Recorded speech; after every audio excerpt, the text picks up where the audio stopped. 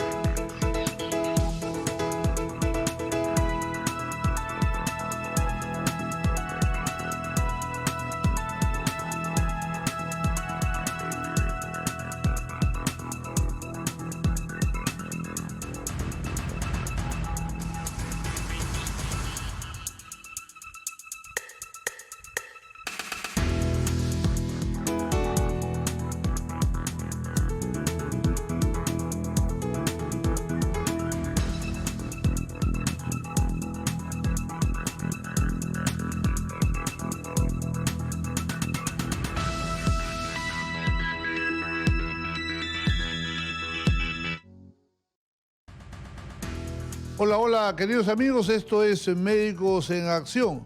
Antes de empezar el programa, un saludo para Tacna y este domingo que viene estoy en Tacna, ya les diré dónde, de qué horas a qué horas, lo que haremos, pero por ahora vamos conversando con el doctor Walter Calderón, él es ginecólogo, y vamos a hablar sobre un tema que es muy común en las damas y en las mujeres.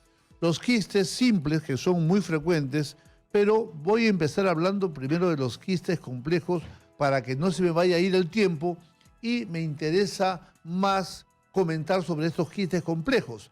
Los quistes son como unas bolitas redonditas que salen en los ovarios y bueno, por lo general cuando son simples generan algunas veces hormonas que alteran todo el funcionamiento de la mujer, la fisiología y la regla se adelanta, se retrasa, en fin.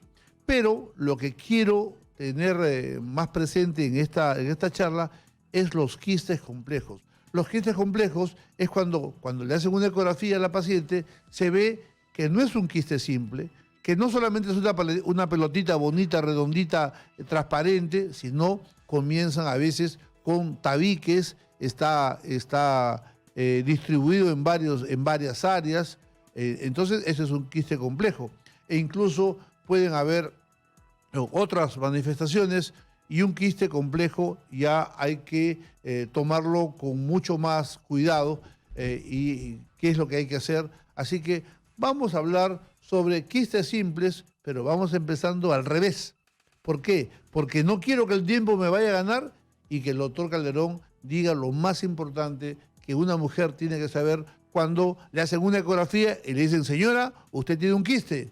¿Cuál? ¿El simple o el complejo? Complejo. A partir de ahí, ¿no? Agárrate, Chana, hay que ponernos a trabajar para que este quiste complejo no nos vaya a dar consecuencias. Waltercito, ¿cómo estás? Buenos días, querido amigo Armando Macé. Muchas gracias por la invitación nuevamente a este prestigioso programa de Médicos en Acción y a ustedes, amigos radioescuchas y televidentes, por permitirme ingresar a sus hogares a decirles unos cuantos consejos que son muy útiles, cosas prácticas y cosas por las cuales las mujeres consultan permanentemente. Tiene razón nuestro querido amigo Armando Macé, de empezar por los quistes complejos, pero diremos algunas palabritas previas nada más sobre quistes simples. Hay muchas preguntas que se hacen las mujeres. Llegan al consultorio, o si no, también por los medios televisivos y radiales, preguntan, ¿todos los quistes de ovario tienen que ser operados? Esa es una pregunta. ¿Algunos quistes se curan solos, sin necesidad de medicamentos? Esa es otra. ¿Todos los quistes tienen que tomar anticonceptivos? Esa es otra pregunta. Y esos quistes simples, que empiezan simples, se pueden hacer complejos y después se puede hacer cáncer. ¿En qué momento se transforman en cáncer? Estas son las preguntas que hacen nuestras pacientes. Entonces empezaremos diciendo por lo siguiente. La mujer tiene una edad reproductiva que teóricamente empieza desde los 15 años hasta los 35, 40 años. Digo teóricamente porque hay mujeres que empiezan su edad reproductiva antes de los 15 años, a los 12 o a los 13. Y también después de los 40, puede ser 45. ¿Qué quiero decirles con esto? Que mientras haya esta edad reproductiva, la mujer está produciendo buenas cantidades de estrógenos, que es la hormona femenina, y también de progesterona, pero básicamente estrógenos. Y cuando produce estrógenos, estos estrógenos hacen que dentro de los ovarios, que son dos órganos que tienen aproximadamente unos 3 centímetros, ¿no? Que son blanquitos, nacarados, que parecen unas almendras de 3 centímetros, estos órganos son los que producen los óvulos. Y los óvulos vienen dentro de un saquito que se llama folículo. Esto por lo general miden 5 milímetros, 3 milímetros, 2 milímetros, hay de diferentes tamaños. Y cuando este folículo va creciendo y dentro del cual está el óvulo, el folículo llega a 18 milímetros, 20 milímetros, se rompe el folículo y dentro del folículo hay líquido. Sale el líquido, sale el óvulo, la trompa uterina capta ese óvulo y si ha tenido relaciones sexuales ese día o el día anterior, o si va a tener relaciones sexuales al día siguiente, entonces los espermatozoides que ingresan por el útero, van por la trompa, encuentran este óvulo que por lo general se produce a la mitad del ciclo, o sea, más o menos a las 2 semanas de haber empezado la regla la mujer. Bueno, lo fecunda y se produce el embarazo. Esto es lo normal, pero ¿qué es lo que pasa en aquellas mujeres que este folículo que comenzó a crecer durante las 2 primeras semanas, comenzó a crecer, adentro estaba el óvulo, estaba lleno de líquido, llega el día de la ovulación, a mitad del mes, y no se rompe el folículo, sino que el folículo sigue creciendo, se sigue llenando de líquido, y esto es lo que se va a transformar en un quiste simple de ovario, un quiste simple, que puede llegar a 2 centímetros, 3 centímetros, pero después, de repente, en el siguiente ciclo, ya no está. Eso quiere decir de que esto que se iba a transformar en un quiste más grande, desapareció. Y cuando ha desaparecido, la mujer va a tener un dolorcito un poquito más intenso a la mitad del ciclo. Y ahí es porque se produce la ovulación. Estos quistes simples de ovario, ¿no?, que se llaman cistoadenoma seroso, estos van creciendo y pueden tener 4 centímetros, 5 centímetros o más, 10 centímetros, 20, 30, 40 centímetros. Y se hacen unos quistes enormes que producen mucho dolor en la mujer, pero son benignos, son quistes benignos, no se han malignizado. ¿Qué porcentaje de mujeres tienen este tipo de quistes? O estos quistes simples pueden ser entre 10 a 20% de mujeres. ¿Y qué porcentaje de estos quistes se van a malignizar? Menos del 1%, menos del medio por ciento. Hay otros quistes que también son mucosos, que en vez de tener agua en su interior, así tipo agua más o menos, tienen una sustancia gelatinosa. Estos son los mucinosos. Estos mucinosos sí son un poquito más complicados porque tienden a malignizarse más, que más o menos es 1 a 2%. Bueno, esto a grandes rasgos en los quistes simples. Hay mucho más que conversar de esto, pero pasemos a los quistes complejos. ¿Qué cosas son los quistes complejos? Miren, recuerden lo que les dije. La mujer, su ciclo reproductivo de la mujer entre los 15 y 35 años o 40 años. Vamos a ponerle así. ¿Por qué se forman esos quistes? Se forman porque hay una estimulación de sus estrógenos. Pero cuando esta mujer ya deja de menstruar y viene la menopausia, para que haya menopausia tiene que por lo menos haber dejado de menstruar 1 año. Ahí recién hablamos de menopausia. ¿Qué significa? Que sus hormonas van bajando y a veces hasta ya no funcionan. Los quistes complejos se pueden presentar durante toda la etapa reproductiva y también se pueden presentar después de la menopausia. Cuando se presentan durante la etapa reproductiva, podríamos decir que estos quistes complejos son benignos. Y cuando se presentan después de la menopausia, podríamos decir que estos quistes son malignos. Sí, Armando. Vamos a hacer una breve interrupción. César Zúñiga desde Mesa Redonda nos informa qué está pasando por allá.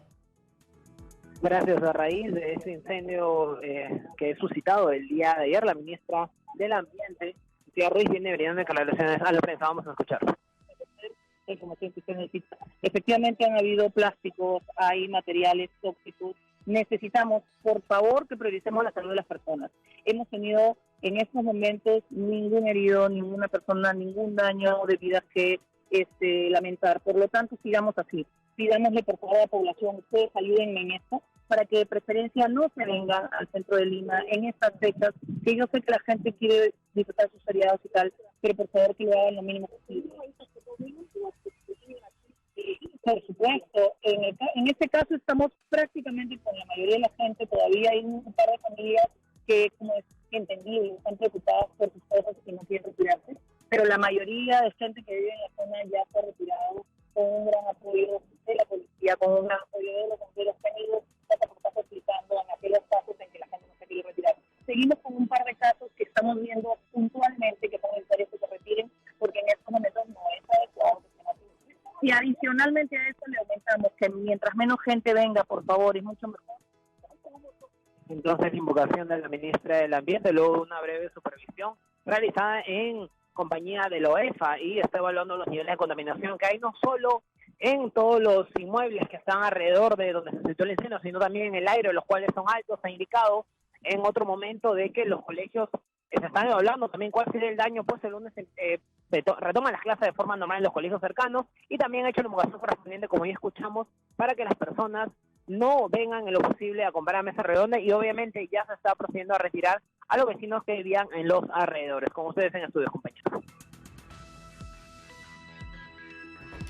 Bien, volvemos entonces a hablar sobre los quistes simples y los quistes con los quistes complejos. Entonces, antes de irnos a una pausa, Walter, ¿cuál es la actitud? Dinos concretamente cuándo un quiste complejo, ¿no? Hay que verlo con mucho cuidado para no terminar lamentando en un cáncer. ¿Cuál es la recomendación que tú haces? Ya, muy bien, esa es una pregunta muy buena.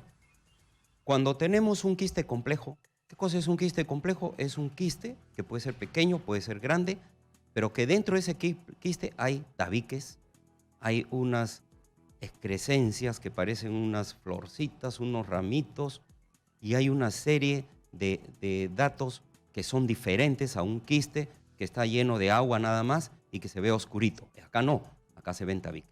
Cuando tenemos este quiste, va a depender de la edad. Si es en la edad reproductiva, entre los 15 y 35, 40 años, entonces podríamos pensar de que podría ser benigno. De todas maneras, hay que pedirle marcadores tumorales. Hay una serie de marcadores tumorales, dentro de los cuales el principal, CA125. Hay que pedirle también una ecografía Doppler. ¿Por qué razón? Porque si estos quistes tienen una vascularidad, ya uno está pensando de que por alguna razón esa vascularidad está presente en ese quiste. Hay que ver los antecedentes familiares. Si la mamá, la abuelita, las hermanas tienen cáncer, también esos son factores, antecedentes importantes. Entonces, si encontramos que los marcadores están elevados, que hay un ecodoppler positivo, que hay antecedentes, entonces estaríamos pensando en un cáncer. Si es de ovario, entonces vamos preparados. Ya eso es terreno del oncólogo. Ingresa el oncólogo, puede ingresar a operar, o si el diagnóstico lo hace con una biopsia, o si ingresa a operar, también se puede hacer una biopsia de congelación. Ok, Walter, ¿dónde pueden buscarte, Walter, todos nuestros seguidores? Bueno, estamos nosotros en la Avenida Brasil 3219, ¿no? En Oprese, en el 4º piso. Ahí estamos nosotros trabajando. Yo estoy yendo todos los días viernes y también si hay otras consultas podríamos atenderlos en un consultorio en el teléfono 926-900-802. Teléfono 926-900-802. Y si no, llamar a los teléfonos de Oprese en la Avenida Brasil 3219 para sacar las citas los días viernes de 3 a 6 de la tarde. Ok, ahí ustedes llaman al 310-3811, 310-3811 y yo recomiendo al doctor Calderón, un médico muy acertado, con mucha experiencia. Waltercito, muchas gracias. Muchas gracias, hermano. Vámonos a un corte y volvemos.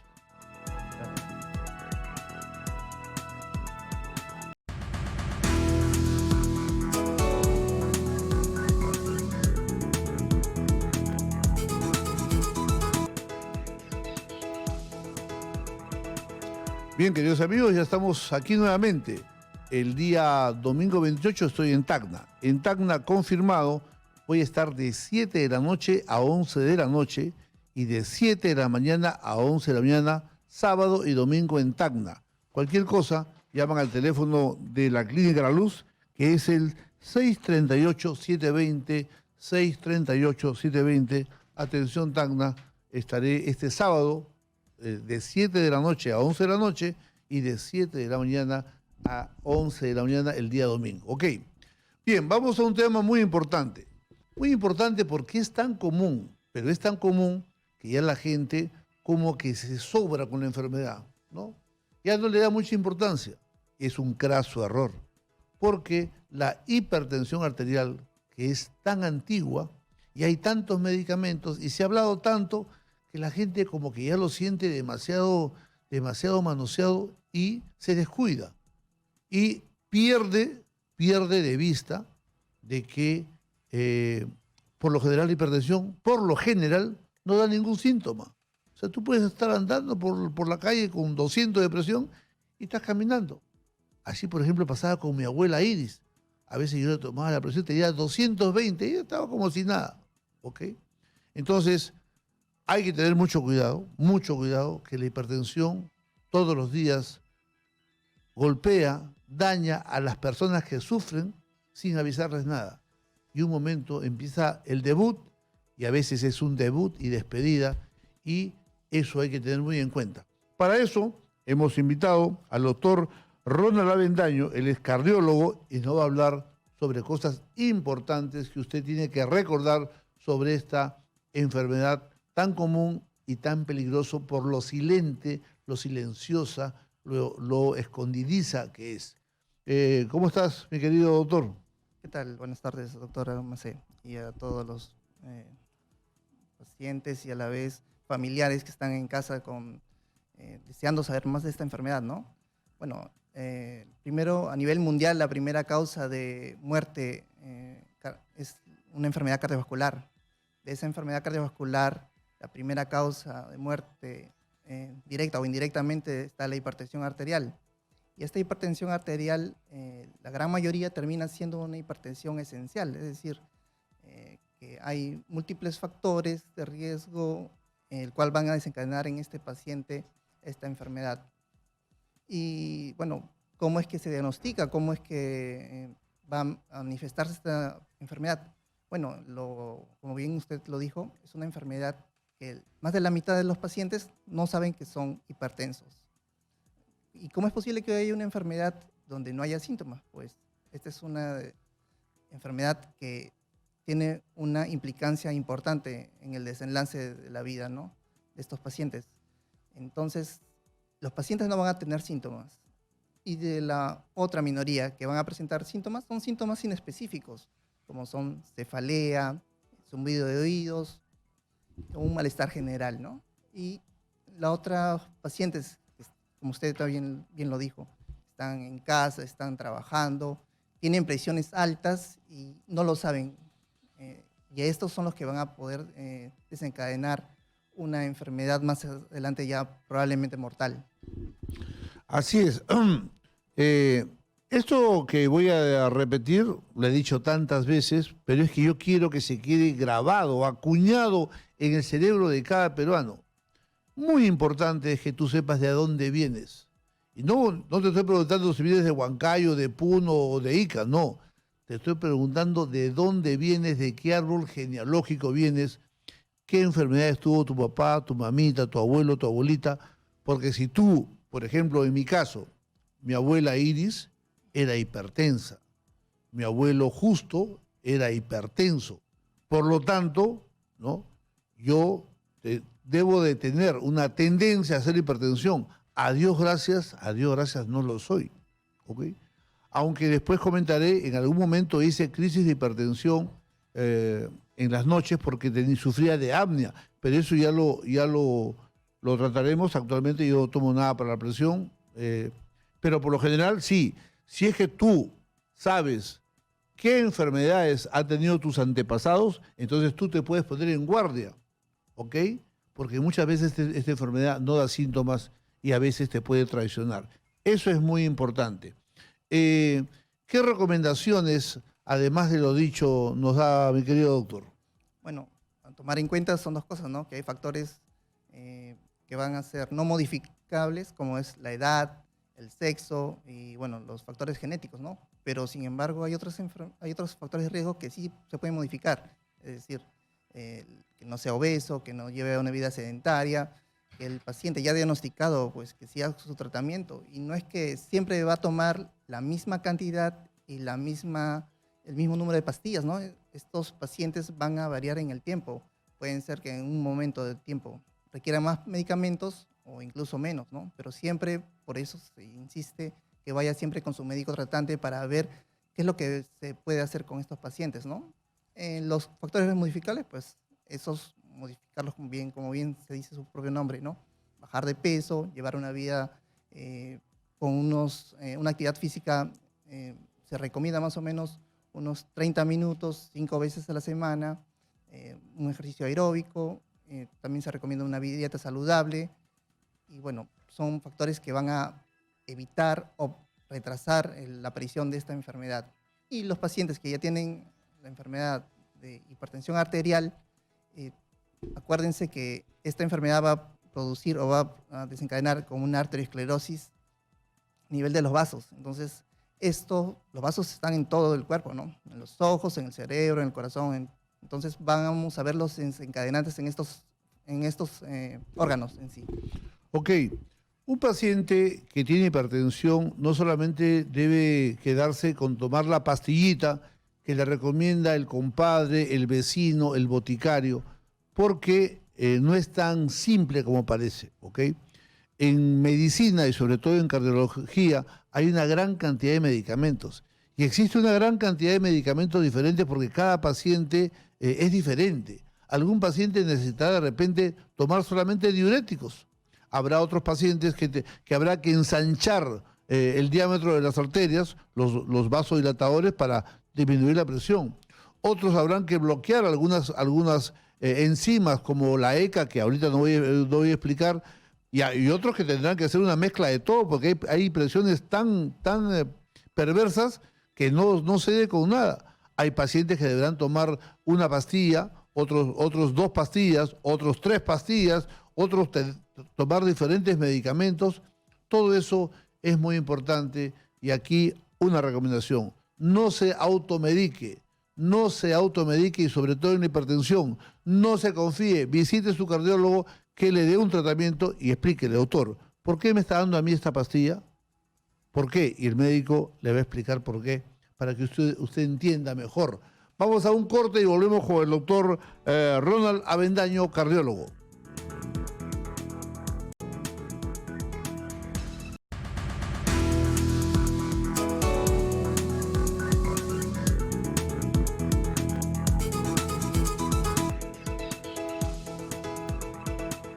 Bien, estamos con el doctor Ronald Avendaño, estamos hablando sobre hipertensión. Les vuelvo a recalcar que ojo al piojo, no se vayan a confiar. La hipertensión por lo general no da síntomas, así que tú puedes estar confiadito y la hipertensión por dentro está martillando con un martillo todas sus arterias, deformándolas y después a llorar al río. Por eso, más vale prevenir que lamentar.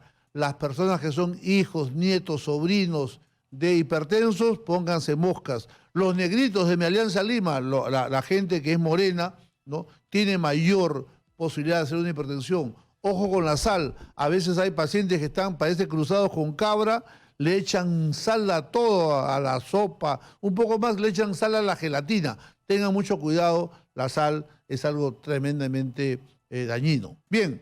A partir de ahora, usted puede llamar directamente acá a Exitosa y va a conversar desde su casa con nuestro especialista invitado, con el doctor Ronald Avendaño, y usted pregúntale lo que quiera de cardiología y sobre hipertensión. Los teléfonos son el 251-9422 o el 467-4499. 251-9422 o 467-4499. Son los teléfonos de Exitosa. Usted nos llama y nos pregunta lo que usted quiere preguntar y que a veces en el hospital, por cuestión de tiempo o a veces hay malas ganas, también no quieren informar. Hoy día nos llama, ¿no?, y tranquilito pregunte lo que usted quiere saber sobre el tema de hipertensión, sobre el tema de cualquier tema de cardiología. ¿Ok? Se supone también que un paciente que es hipertenso no debe fumar, porque obviamente la nicotina es una sustancia, ¿no?, que va a aumentar la fuerza de contracción del corazón, va a angostar las coronarias, te va a dar un infarto. No fumes, pues, hermano. Ok. Vamos con una llamada. Hola, Exitosa, buenas tardes. Vamos con una llamada. Hola, Exitosa, buenas tardes. Buenas tardes. ¿Cómo estás? ¿Cómo está? Quisiera hacer una consulta. Adelante.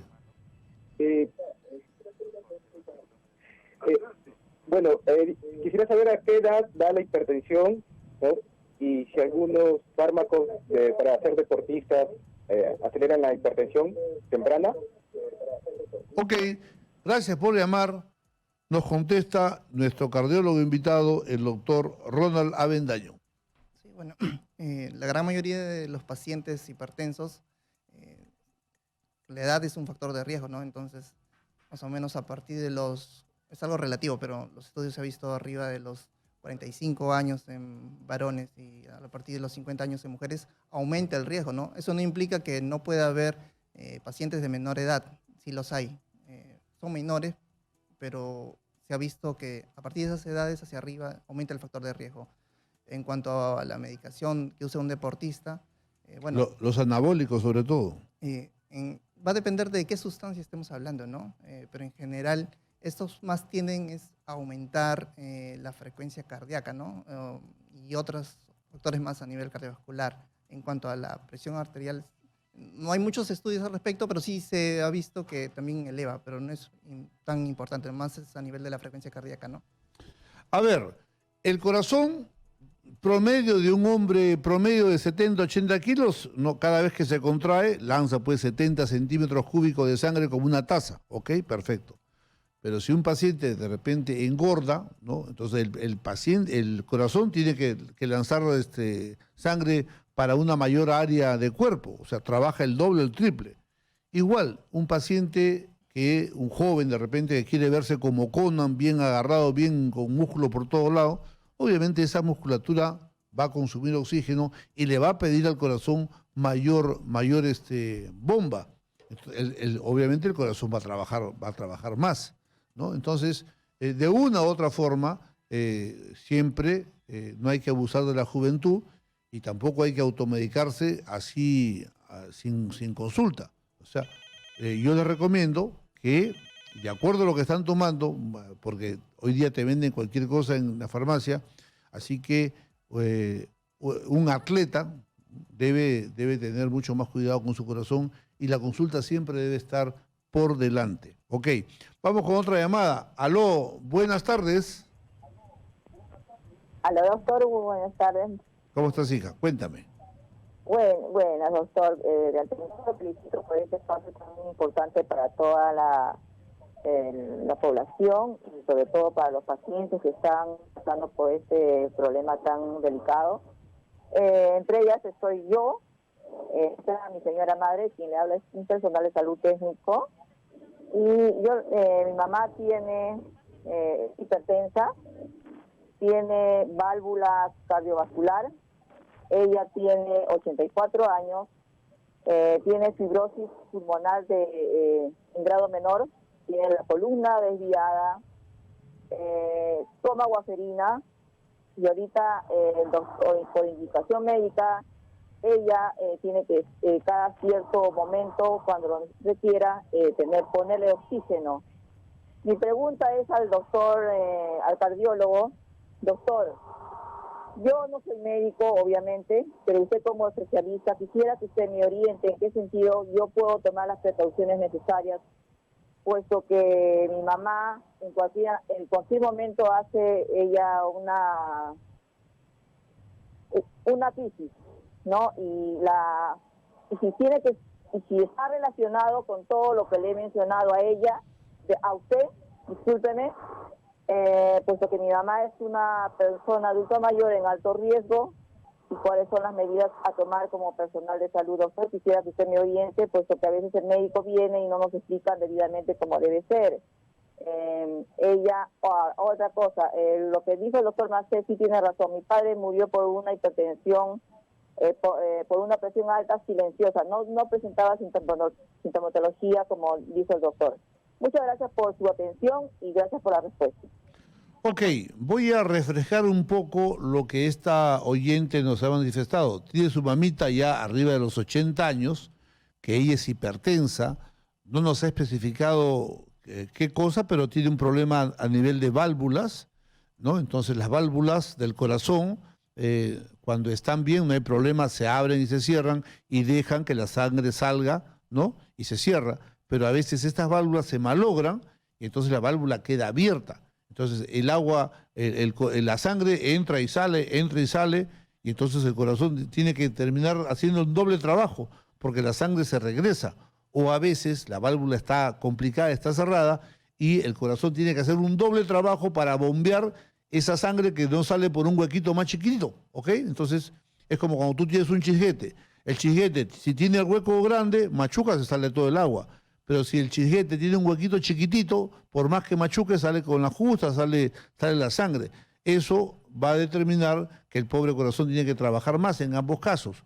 También ha mencionado la paciente que su mamá tiene EPOC, que eso en cristiano quiere decir que tiene una enfermedad obstructiva crónica, y obviamente el corazón derecho, cuando manda la sangre al pulmón, encuentra todo congestionado. Es decir, esta abuelita tiene muchas cositas que con la edad son muy frecuentes. Dentro de toda esta problemática, esta paciente dice: doctor, consejos del cardiólogo, ¿qué cosa hago? ¿Qué cosa puedo hacer? Porque a veces mi mamita hace crisis. Entonces vamos a escuchar qué nos recomienda el doctor Avendaño. Sí, bueno, este caso es específico para esta paciente, ¿no? Y también es algo parecido a lo que vemos en las consultas médicas. Un paciente hipertenso que siempre está asociado a alguna otra enfermedad adicional. En este caso es una paciente aparentemente fibriladora, con un problema valvular, también tiene una fibrosis pulmonar. Entonces, primero, pues pedirle a su médico, en donde sea, ¿no? Tiene que dedicarle el tiempo para explicar al familiar y al mismo paciente de la importancia de todas las enfermedades, ¿no? Y se resume en este consejo para la paciente y los pacientes en general es que siempre hay que ir a sus controles, tanto el neumólogo, el paciente con respecto al cardiólogo por sus enfermedades específicas y el cirujano cardiovascular a ver, muchas veces este problema valvular requiere operación o ya está operada, esta paciente tal vez hay que hacer otros controles con un ecocardiograma, en fin, temas específicos para la paciente. Claro, en este caso se me olvidó decir que nuestra oyente nos dijo que estaba tomando warfarina, ¿ok? Y el médico lo que tiene que hacer con el paciente es explicarle bien. Yo no sé si en este caso tú, Ronald, lo haces, pero fíjate, yo tengo la costumbre de muchos años de que cuando yo le hago el diagnóstico a un paciente, por cada diagnóstico le pongo arriba como un título. Le pongo artritis, ya. Para tu artritis esto y esto. Después le pongo otra vuelta. Ahora, para la osteoporosis, de subrayo, es esto. Para que de una u otra forma el paciente se pueda ordenarse mejor, ¿no? E incluso a veces me toca encontrar a pacientes, porque yo hago chequeos generales, y le encuentro pues al paciente 5 enfermedades. No le puedo dar pastillas para 5 cosas, lo voy a intoxicar al paciente. Entonces le digo, te voy a poner las enfermedades de orden de importancia. Primero tomas esto, después tomas esto y al final de aquí a 2 meses tomas esto. Eso es muy importante sobre todo en pacientes ancianos, porque a veces el paciente no tiene por qué saber medicina. Bien, ¿dónde pueden encontrar al doctor Ronald Avendaño? Sí, bueno, las personas son bienvenidas en lo que es Dafi Salud Surquillo, que está básicamente en los cruces de las avenidas Angamos con Tomás Marzano. Ahí los esperamos. La atención es de lunes a sábado y ahí nos van a poder encontrar con la atención adecuada, la calidez, la explicación y todos los medicamentos y exámenes requeridos para cada paciente. Bien, ha sido el doctor Ronald Avendaño del grupo Dafi Salud. Cualquier cosa, allí ustedes lo pueden buscar. Vamos a un corte y volvemos.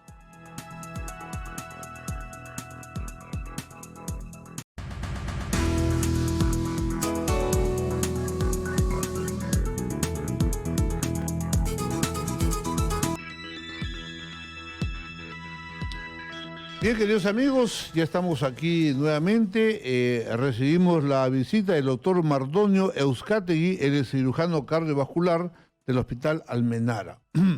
Ok, los pacientes que me visitan para hacer una Mega 66 ya saben que dentro del examen que les hago, siempre le hago una ecografía de 2 arterias muy importantes que están a los lados del cuello, que son las carótidas. Importantes, muy importantes, porque obviamente del corazón, ¿no? Es una válvula, es una arteria principal, va la irrigación al cerebro, y muchas veces puede haber que en el trayecto de esas carótidas hayan ciertas alteraciones, ¿no? Incluso a veces uno ve las carótidas y ve que la sangre pasa y está bailando, ¿no? un pedazo de coágulo y uno tiene que ponerse alerta porque donde ese coagulito se desprenda por la fuerza del chorro sanguíneo, eso avanza y llega al cerebro, atasca un vaso más pequeño y esa zona posterior a ese vaso que se ha atracado se queda sin riego y vienen los infartos. Ahora, la carótida es un vaso, como todos los vasos que tenemos, la radial, la cubital, el femoral, el popliteo, todos los vasos, y los vasos responden por igual a una situación general de cuánto estamos de gordos, si somos diabéticos o no somos diabéticos, si tenemos mucho colesterol o no, si tenemos mucho triglicérido o no.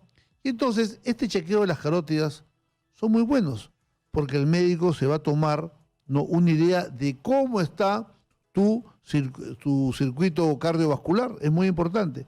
Pero además va a ver cómo está allí el flujo de sangre, a veces está lento, a veces hay la pared está inflamada en la parte media, crece la parte muscular, crece la parte de la mucosa. Lo cierto es que al final el huequito por donde pasa la sangre a tu cerebro comienza a angostarse ¿no? Y hay pacientes que sienten a veces mareos, a veces mueven la cabeza a la derecha e izquierda, se quieren caer y no entienden por qué, ¿no? Entonces, siempre el examen de las carótidas va a ser un examen importante y de todo eso, nos va a hablar un especialista en la materia, porque él es un cirujano cardiovascular, así que Mardonio Euskategui nos va a dar un acercamiento de todo lo que debemos saber los peruanos sobre nuestras carótidas, que son dos arterias grandes y poderosas que están en el cuello, llevando la sangre del corazón al cerebro. Bien. Mardonio, ¿cómo estás? ¿Cómo está, doctor Macé? Muy buenas tardes. Muchas gracias por la invitación. ¿Qué tenemos que saber de las carótidas todos los peruanos? Bueno, las arterias carótidas, efectivamente, usted ya lo mencionó, son arterias que irrigan el cerebro y que está asociado a muchos factores de riesgo, ¿no? La edad avanzada, está asociado sobre todo al tabaquismo, está asociado también a la diabetes mellitus, el colesterol, los triglicéridos elevados, el problema también de la hipertensión arterial. Se dice que los pacientes que tienen la sensación de adormecimiento del brazo o de repente incluso hasta debilidad en la zona de las piernas, en los brazos, pueden ya tener determinado grado de obstrucción a nivel de estas arterias del cuello, que son las que irrigan el cerebro, los hemisferios cerebrales. Ahora, hay que también tener otros síntomas específicos de esta enfermedad, que son, por ejemplo, la amaurosis fugaz. ¿Qué es la amaurosis fugaz? Es cuando, por ejemplo, ustedes están leyendo un libro o un periódico y de pronto se borra la visión. Ustedes ven completamente oscuro. No hay visión de lo que están leyendo. Eso ocurre de forma súbita. Otro síntoma también muy frecuente en los pacientes que tienen obstrucciones ya a nivel de las arterias carótidas es también los desmayos súbitos. El paciente de pronto siente un mareo y súbitamente cae al piso, ¿no? Eso es otro síntoma muy frecuente en los pacientes que tienen la enfermedad carotidia. También los famosos ataques isquémicos transitorios, que son, síntomas neurológicos en los cuales hay una parálisis a veces del brazo o de la cara o del miembro inferior que dura menos de 24 horas. Eso es lo que hay que resaltar.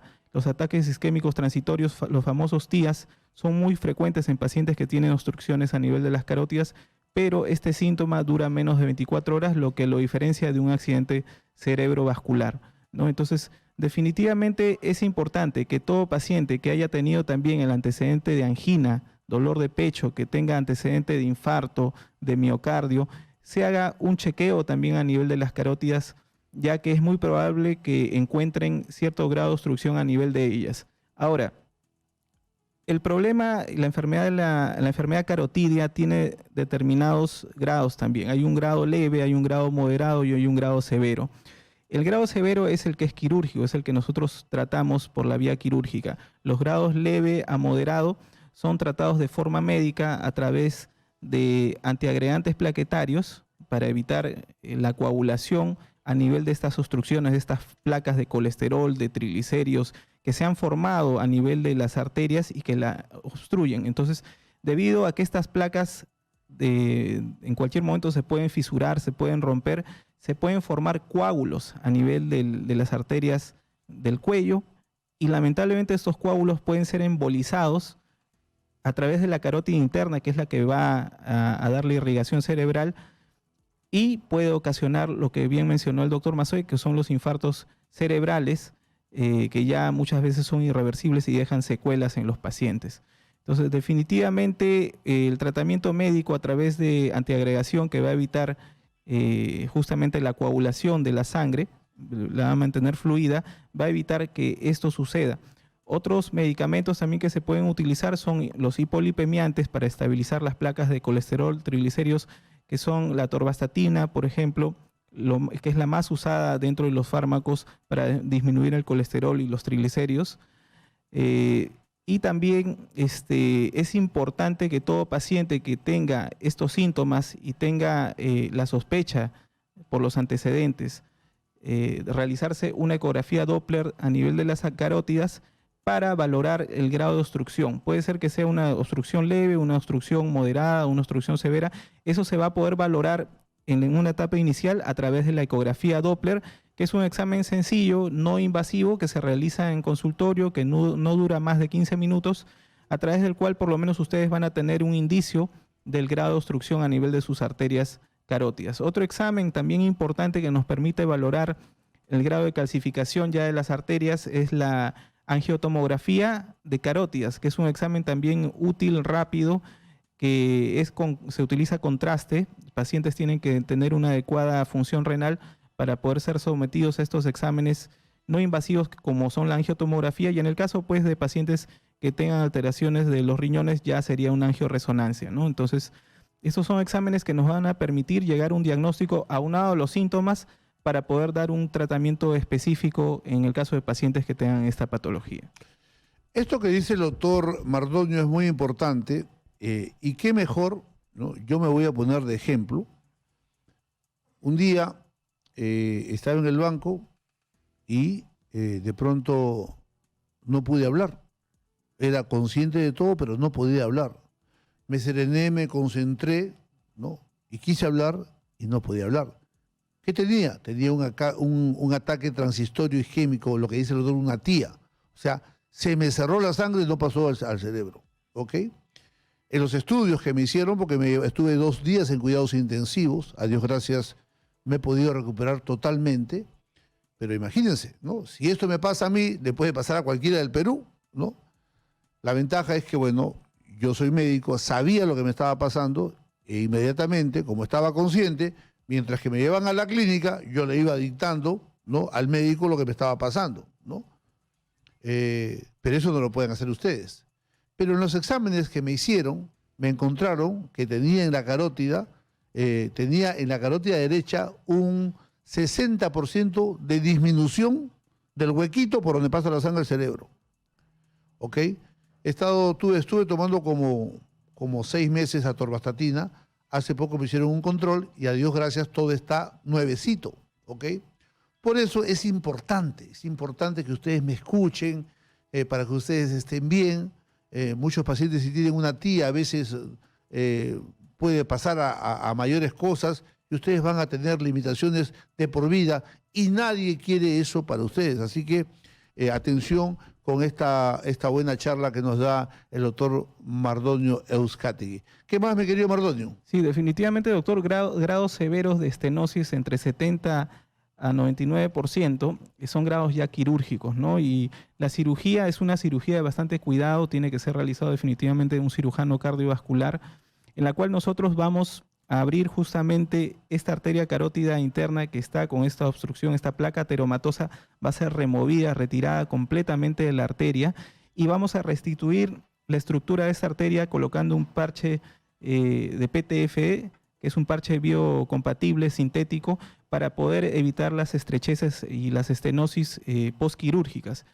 Después de esto, el paciente hace una vida normal, pero siempre con la medicación respectiva de antiagregación y también el uso de hipolipemiantes para disminuir los ateromas, ¿no? Entonces, definitivamente estos cuidados deben tener todos los pacientes que hayan tenido, sobre todo el antecedente de tabaquismo, antecedentes de infartos de miocardio, hipertensos y diabéticos. Bueno, entonces ustedes ya han recordado, ¿no?, que tienen 2 importantes arterias que son las carótidas.